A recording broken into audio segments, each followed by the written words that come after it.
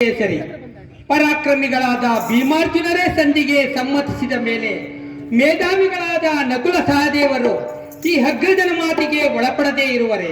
ತಂಗಿ ದೃಪದ ನರೇಂದ್ರ ನಂದಿನಿ, ಏಕಮ್ಮ ಕಿನ್ನಳಾಗಿರುವೆ.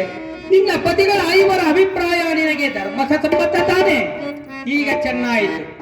ಸಹಜರ ಐವರ ಅಭಿಪ್ರಾಯವೇ ಬೇರೆ, ಈಕೆಯ ಅಭಿಪ್ರಾಯವೇ ಬೇರೆ ಅಲ್ಲವೇ ಭೀಮಸೇನ? ಅದಕ್ಕೆ ನೀನೇನು ಮಾಡಿಯೇ? ಏಕೆ ಈಕೆ ಅಭಿಪ್ರಾಯ ಈಗ ಆಯ್ತಲ್ಲ ಎಂದು ಹೇಳಿದೆ ಅಷ್ಟೇ. ಏಕೆ ನೀನು ಕೇಳಲಿಲ್ಲವೇ?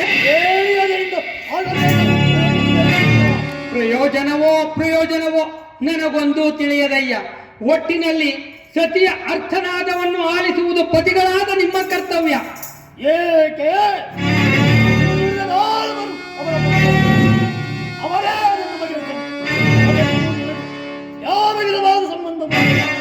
ಸಂಬಂಧವಿಲ್ಲ. ಹಬ್ಬ ಅಂದು ಕುರುಸಭೆಯಲ್ಲಿ ಭಂಡ ದುಶ್ಯಾಸನನ ಹುಂಡಿಗೆಯ ಮಿತಿರಂಗದಿಂದಲೀ ಮಡದಿ ಪಾಂಚಾಲಿಯ ಬಿರುಮುಡಿಯ ಕಟ್ಟುವೆನೆನು ತಮ್ಮಿ ಗದಗದಾ ದಂಡದಿ ದುರ್ಯೋಧನನ ತೊಳೆಯಂ ಕುಡಿಗುಳ್ಳುವೆನೆನು ತಂ ಅಂದು ನುಡಿದೆಯೋ ಗಂಡುಗಲಿ ನೀನಂದು ಬಂಡದ ನುಡಿಯ ನುಡಿದು ಭಾವ ನುಡಿದೆಯೋ ಮರೆತೆಯೋ ಮರೆತು ನಿದ್ರೆಯೊಳಿಗೆಯೋ ಇರಂಬ ಮನೋಹರ.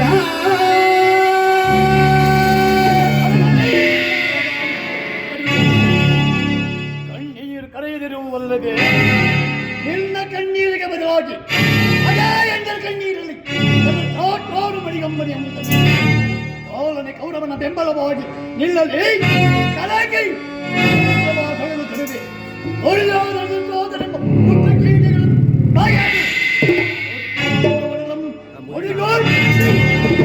ದುರ್ಯೋಧನ ಚೋಡಯ್ಯ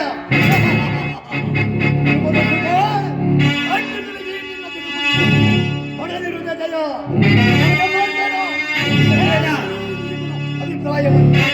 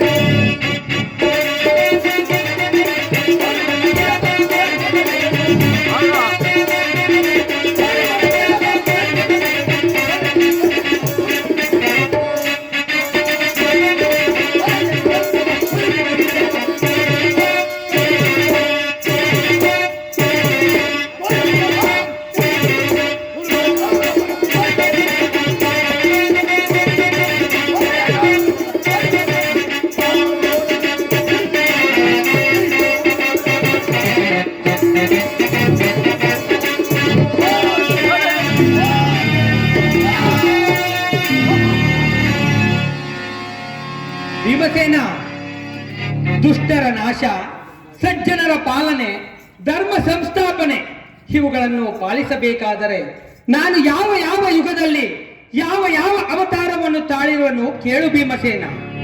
ಯುಗಗಳು 18.